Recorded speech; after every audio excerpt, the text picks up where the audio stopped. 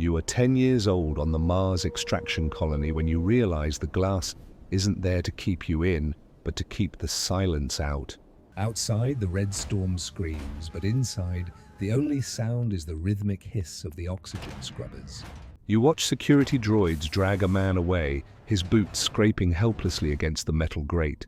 He isn't screaming for mercy, he's screaming that he can pay, that he just needs one more shift. You look at your wrist where the biomonitor glows with a number that defines your entire existence. That number is your debt, and every breath you take adds a fraction of a credit to the total. Suddenly the air feels thin, and you understand that breathing here is not a right, it is a purchase. The room spins as panic sets in, but your story doesn't start with this fear. It starts 10 years earlier under the harsh white lights of the maternity ward. You are born, and the first thing the company gives you is not a blanket, but a debt stamp. Your childhood is small, confined to a 3-meter hab pod that smells of recycled sweat and ozone. Your mother, a woman worn thin by gravity and work, smiles as she shares her rations with you. You don't know yet that she is starving herself so you can grow in a world that wants you small. She pulls you down when the heavy boots of the overseers march past, teaching you the first rule: be invisible. School is just a training program for the minds, where screens tell you the company is your father and mother. They show you pictures of Earth, a blue jewel that looks like a fairy tale, not a real place. You reach out to touch the water on the screen, but the glass is cold and dead. You find your freedom in the vents, the veins of the colony where the surveillance eyes don't look. Through a scratched porthole, you see the rovers crawling over the dunes like beetles. You press your hand to the glass, feeling the vibration of a planet that wants to kill you. In the mess hall, you trade secrets with other ghost children, whispering about things you've never seen, like rain. Then the siren cuts through the chatter, the sound that means a pressure drop is coming. You see the fear in the adult's eyes, a terror that has nothing to do with monsters and everything to do with math. The air thins, and you learn that your safety is just a budget line item that can be cut. The dust gets into everything, and soon you are coughing up the red grit that coats the colony. Your mother puts her mask on you, her own breath hitching as she gives you her filtered air. You look into her eyes and see a love so fierce it terrifies you because you know the cost. You watch the older kids marching to the lifts, their faces blank, their childhoods erased. You see a friend among them, but he doesn't wave. He is already part of the machine. At the checkpoint, your mother's wrist beeps red. Insufficient funds for the week. The overseer sneers, a look that tells you exactly what you are worth to them. Nothing. You wait in the dark, listening to the colony groan, wishing you could pay her debt for her. Then the day comes when the teacher turns off the screen and tells you playtime is over. You look at your hands, still soft, and know they will never be clean again. Your mother hands you the grey suit, the uniform of the owned, and it hangs loose on your frame. You hide your wire toy, burying the last piece of the boy who dreamed of the sky. Stepping into the corridor, you feel the weight of the suit, heavier than the gravity. The elevator drops and your stomach lurches as you descend into the crust. The doors open to a cavern that swallows the light, a red hell of noise and dust. An overseer hands you a shovel, and you officially become an asset of the corporation. For 12 hours a day, you sort rocks, your mind going numb as your hands bleed. Your back screams, but stopping means the quota drops, and the quota is life. At the pay station, you see your earnings vanish instantly into fees for air, water, and bunk. You think you are alone until you meet him, the boy with the spark in his eyes. He shares his filter with you, a small act of rebellion in a place designed to isolate. He shows you the crawl space, a hidden pocket of resistance where he steals power from the grid. But at home, your mother is fading, her lungs filled with the dust she breathed for you. The medical droid is cold logic. No credits, no treatment. You beg the overseer, but he looks at you like a broken drill bit, useless if it complains. You take the double shifts, the dangerous runs, desperate to buy her one more day. The deep mines are unstable, groaning under the weight of the rock above. The ceiling cracks and pain explodes in your leg, as the mountain tries to claim you. Your friend is there, pulling you from the rubble, saving you when the system would have left you. You limp back, leaning on him, realizing that loyalty is the only currency that matters here. But you are too late. The medicine you bought sits unopened on the table. She is gone, and the silence in the room is louder than the storm outside. The drone hovers, recording the time of death not for grief but for payroll. The overseer tells you the law. The debt does not die with the debtor. You watch your wrist monitor jump, her life's burden added to yours in a single blink. Rage builds in your chest, hot and sharp, burning away the sadness. Your friend sees it and shows you the map, the schematic of the air controls. He whispers a plan to blind the senses, to steal a day of free breath for everyone. You fumble with the bolts, your hands shaking, terrifying hope rising in your throat. The light turns green, and for one glorious shift, the meters stop ticking. You sleep that night with a smile, breathing air that feels stolen and sweet. But the company sees everything eventually. They find him first, throwing him against the wall of the sorting bay.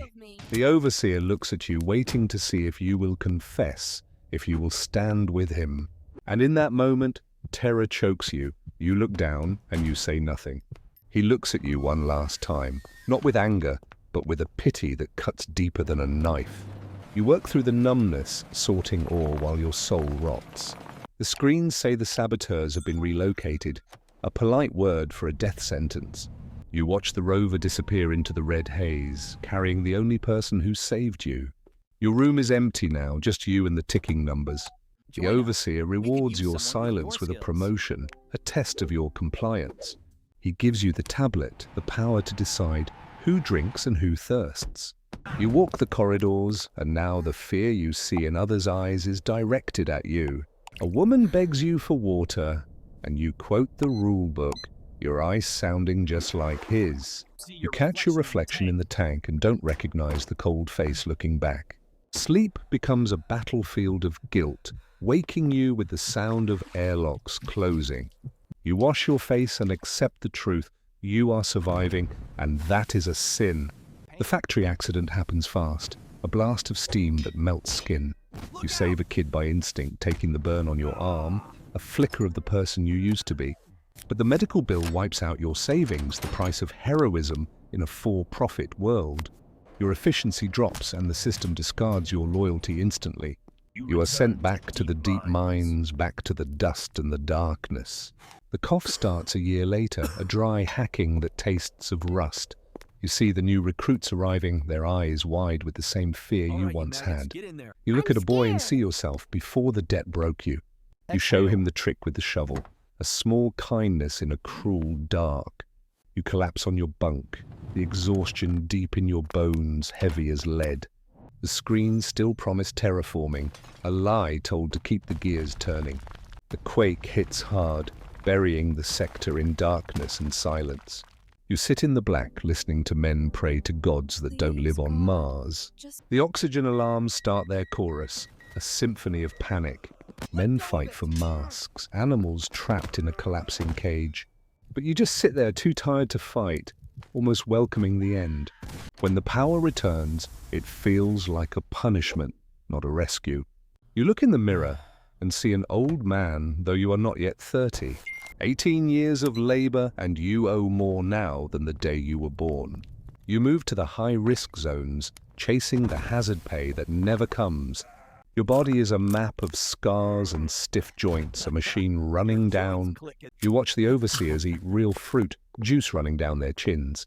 You don't feel anger anymore, just a cold understanding of the food chain. The medical droid scans your chest and gives it a name, Red Lung. It runs a calculation, weighing the cost of your life against your output. The verdict is red, treatment denied.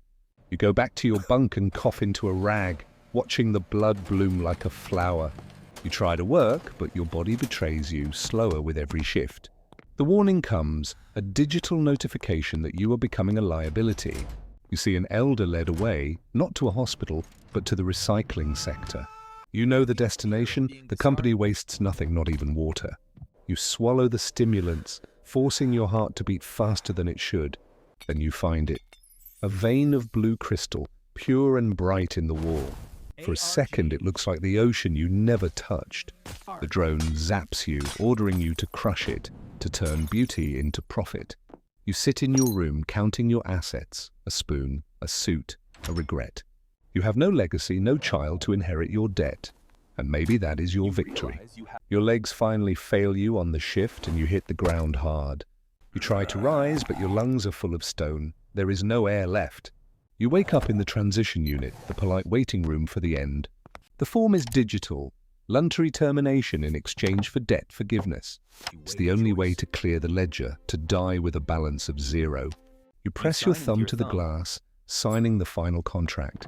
You wait with the others, a silent brotherhood of the used and discarded. The window here is huge, the only luxury they give you at the end. Earth hangs in the black, a bright star you never reached. You wonder if the wind there feels soft, if the water is really blue. You wonder if your friend made it, if he found a place to breathe. You remember your mother's hand, cool on your fevered forehead. They call your number, and you stand up one last time. The walk is slow, but your head is high. You are finally clocking out. The corridor is quiet, peaceful in a way the mines never were. You step into the chamber, the chair waiting like a throne. You sit down, and the machine hums to life, ready to reclaim your water. The ventilation stops, and for the first time, there is true silence. The weight lifts from your chest, the heavy gravity finally letting go. As the dark comes, the red dust fades into a memory of green fields. Your body is processed, broken down into its elemental value. Your water flows into the central tank, clear and cold and recycled. A young worker fills a bottle at a station, thirsty after a long shift. He drinks and you become part of him, fueling the machine for one more day. The counter on the wall ticks on, indifferent to the life that just ended. In the office, a new file opens, a new asset created. A baby cries in the bunk where you learn to be silent. The stamp descends on a tiny wrist, marking a fresh start of zero. The view pulls back, leaving the dome behind in the storm. The colony is a speck of metal on a world of rust. Mars fades into the star field, just another rock where life is a ledger. Your story ends here, but across the galaxy the machine keeps turning for millions of others.